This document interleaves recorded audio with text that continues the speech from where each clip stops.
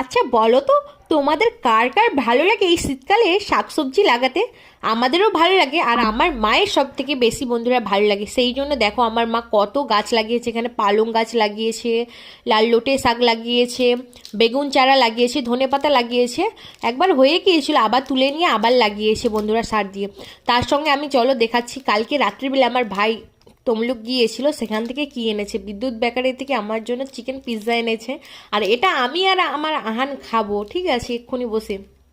কালকে রাত্রে আর খেতে মনে ছিল না, তাই যেহেতু শীতকাল এখনও পর্যন্ত পিৎজাটা কিন্তু ভালো আছে, তাই এখন আমরা খেয়ে নিচ্ছি। উফ, আর একটা কথা তো বলতে আমি ভুলেই গেছি, আজকে আমাদের কি রান্না হয়েছে চলো দেখাই। আজকে কিন্তু আমাদের হয়েছে মাছের ঝাল হয়েছে, যেটা আমার মা বানিয়েছে স্পেশালি, লাল লাল ঝাল ঝাল, খুবই ভালো লাগে আমার মায়ের হাতের রান্না। তার সঙ্গে এটা কি বানিয়েছে, ওলকপি আলু টমেটো আর বড়ি দিয়ে একটা সবজি বানিয়েছে। আর দেখে তো আমার লোভই সামলাচ্ছে, কিন্তু এখন তাড়াতাড়ি যে ভাত বেড়ে খেয়ে নেবো। বাই, আজকে এতটুকুই, আবার আসছি একটা